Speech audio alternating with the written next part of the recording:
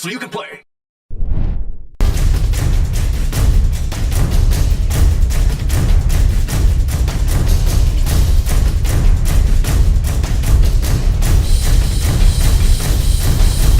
MiniWarGaming's Reign of Chaos! MiniWarGamer Dave here from MiniWarGaming.com. Welcome, Wargamers, to the Reign of Chaos. Beside me today, you see Steve. How's it going, Steve? Very well, how you doing? And Steve's going to join the discussion today on what? You didn't answer me. I asked how you're doing. Oh, I did. I said it so fast, though, that you didn't hear it.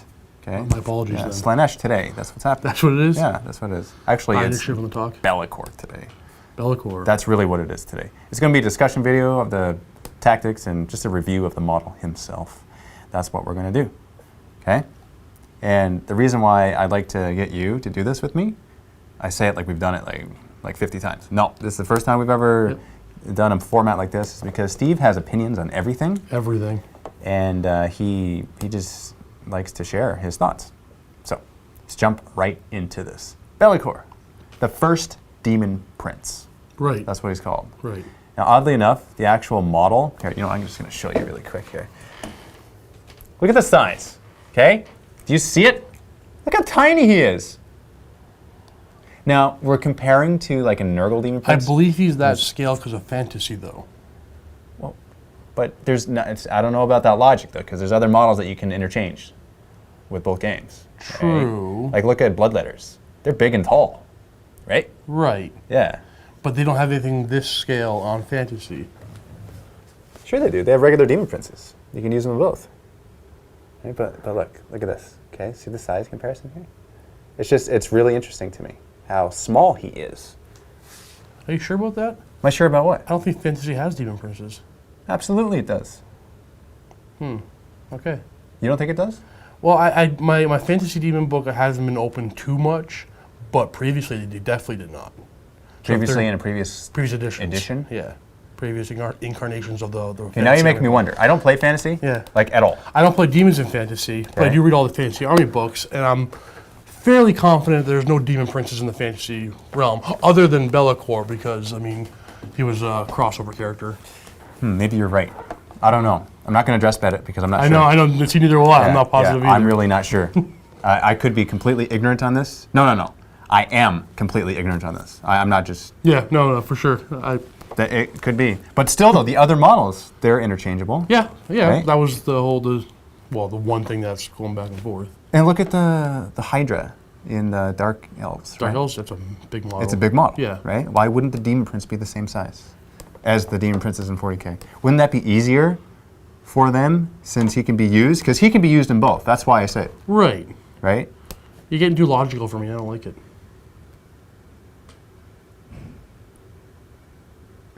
Okay. All right. All right. So let's talk about the model himself. Where's the phone? Let's get his stats up. He's very expensive. He's 350 points. Ooh. Yeah. Let's see. Let's talk about his warlord traits. Whilst the warlord is alive, all enemy units have a -1 penalty to their leadership when taking fear tests. Right. That's not really a warlord trait. No. It's not that great. Like maybe a -5. Because he's the first demon prince, he should instill that much more fear. I mean, no, it's something because it's table wide, right? So, but have you ever lost a game because you failed a fear test? I mean, it could happen, but it's just not that big of a game changer. Fear is not a game-changing thing. Right. And so many things are fearless that it doesn't really, like, over half the stuff that you're fighting is fearless, right? Or it's Space Marines, which is like, they are immune to fear. And the stuff that aren't fearless are stuff with higher weapon skill, where, like the elves, right? They're going to have... The elves or the Eldar? The Eldar, sorry. The Eldar. They're elves or space elves. The same thing. But, I mean, they're one army that would take a penalty to it, but then those are the armies with a higher leadership. Right. So, I mean, it's not great. It's not great. It's something, but it's not great. Yeah, that's something. So his special rules are Demon, so he causes fear, and he's got a 5-up invuln save. He's Eternal Warrior, which is good. Which is always nice, for sure. Other Demon Princes are not Eternal Warrior, so that's important to note. He is Fearless himself, but that's just Demon Princes are fearless, right? He's a Psyker. He's Mastery level 3, which is not bad. Which is not bad, but other Demon Princes can become Mastery level 3. Right? After what point cost and what point comparison? Well, it's 25 points a level, and they're like, okay, let's do some math here. It's like the 140 plus their wings and whatever, so it's 200. Then it's another set, 275-ish. So you're already, what's your 320, you said? And that's like not having a Hellforged artifact or some sort of weapon, Right. right? Because the Black Mace is 45 points-ish. So that's like really close to, you're like, what, 330 right there? As it stands right now, he's a little overcosted in comparison, but he has more stuff, no? He is overcosted, but hold on, let's take a look at the stat line, because maybe there's a difference there, okay? Weapon skill 9, same as Demon Prince. Ballistic skill 5, I think that's the same. I don't ever shoot with Demon Princes. Right, so. yeah. Strength 6, that's the same. Toughness 5, that's the same. 4 wounds, that's the same. Initiative 8, that's the same. Attacks 5, same. Leadership 10. So it's the exact same. Yeah. He's a flying monstrous creature, so he's got wings that he doesn't have to pay for, but they're built in to his points, it looks like. Let's see. Psychic, let's read his stuff here. Shadow form, Be'lakor has a 4+ invuln save. Okay, that's better. Okay. That's better. And he has the Shrouded special rule, which is also good.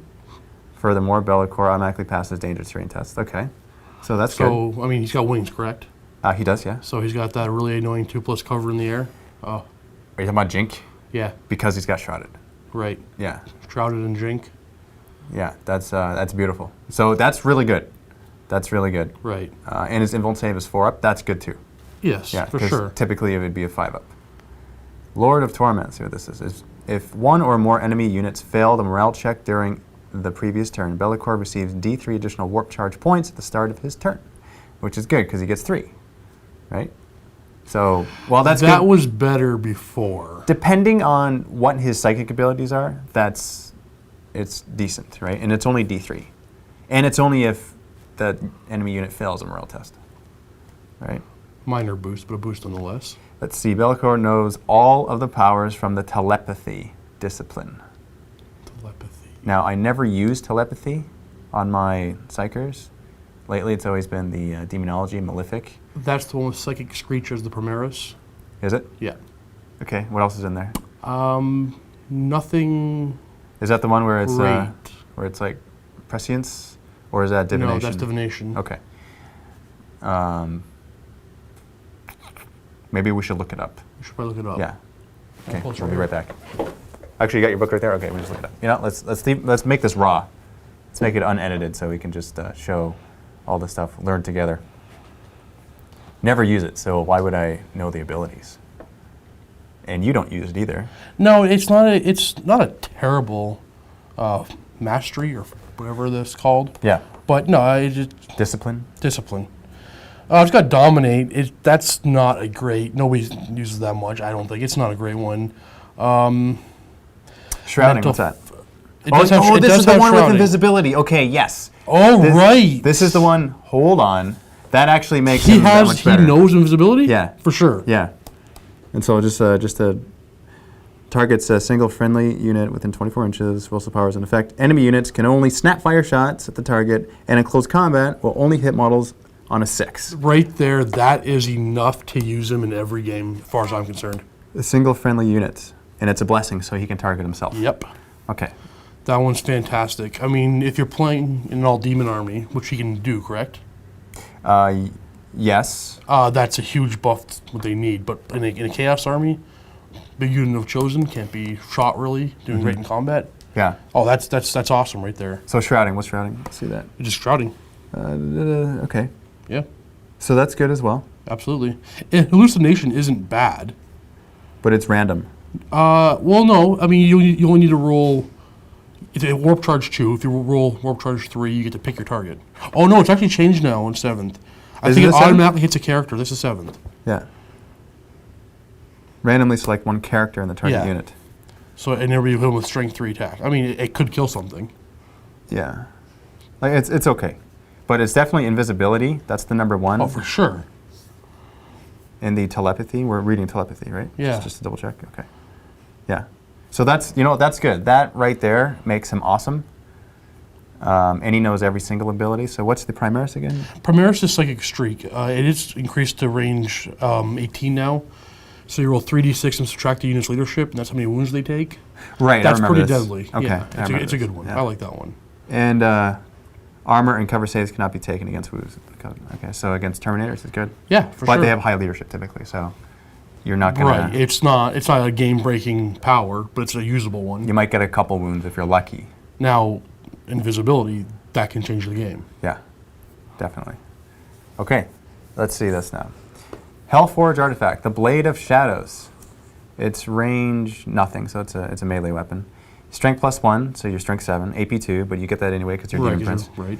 You have Armor Bane, Flesh Bane, Mastercrafted, Specialist Weapon.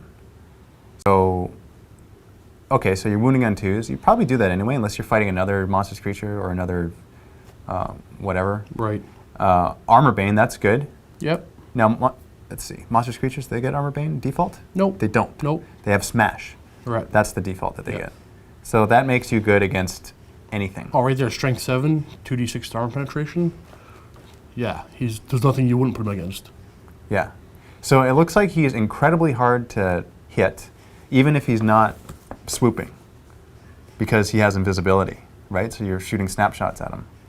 Right. And in close combat, you would normally be hitting him on 5s typically, because he's weapon skill 9, but now it's 6s. That's a big deal. I think his big strength is not getting on the ground to a charge. I'd just keep him in the air and keep casting invisibility every turn. On other units? Other units, like with a 2+ cover drinking in the air. That's true, yeah. Just keep him as a little buff bot. I mean, he's not likely to get shot down unless, Wave Serpent or something that ignores cover saves. Yeah. Just stand around, that'll annoy another army.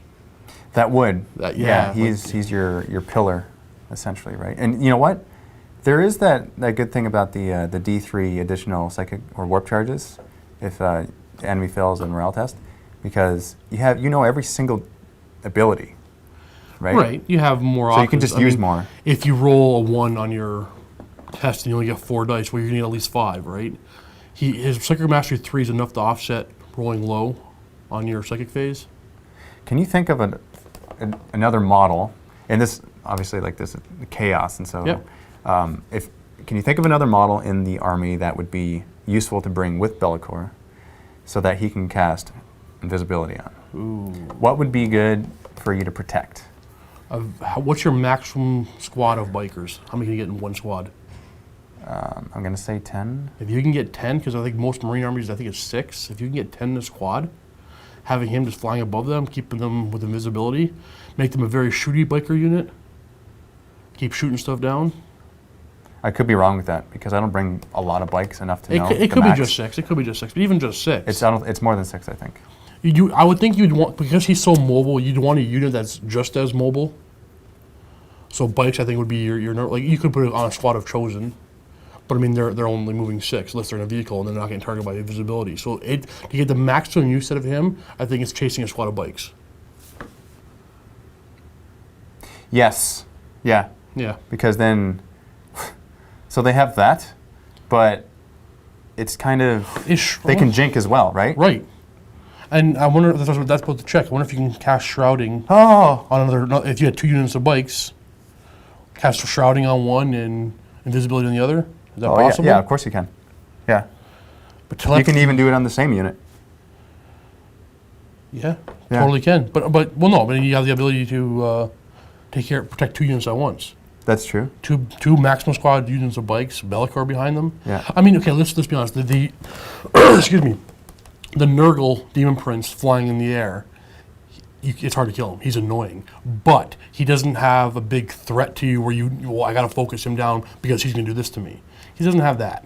Be'lakor does. I got to get Be'lakor down so he stops invisibility to everybody. Mm-hmm. I think it's a really good and dangerous combination. Yeah. Bikes and Be'lakor. Bikes and Be'lakor. That's a good thing. Now, what does it say here for invisibility? Does it say non-vehicle?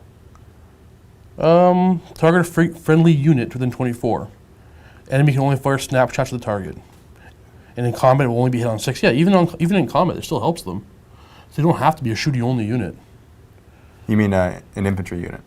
It just says unit. It says unit, so you can do it against Hellbrutes? Yeah, you can cast it on Hellbrutes? It's a unit. It's a unit.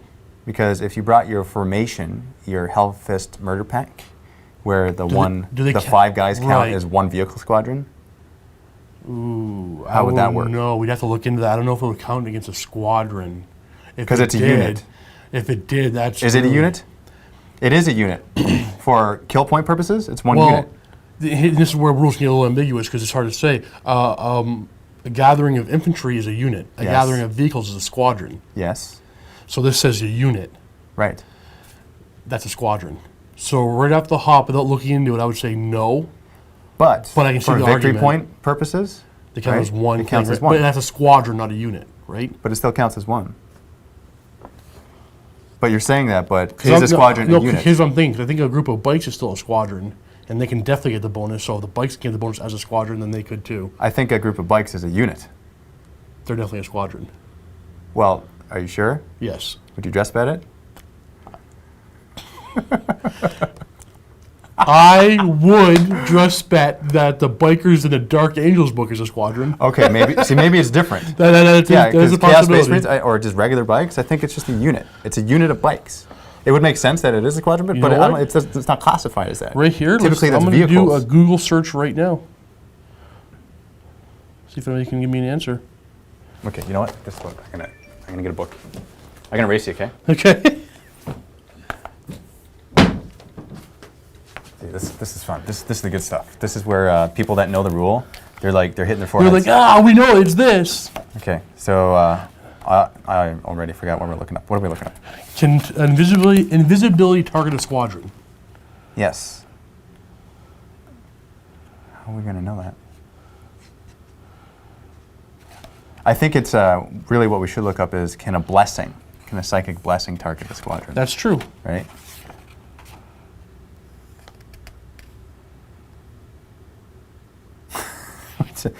Should probably turn the camera off. Nah, they're fine. Okay. How exciting is it to look at us? I hear Jeopardy music in the background.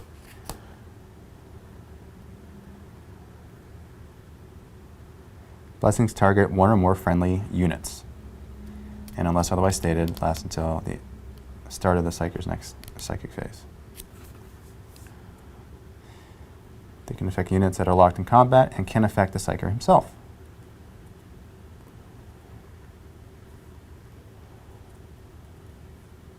Okay, so Bolter and Chainsword is the answer is yes over there.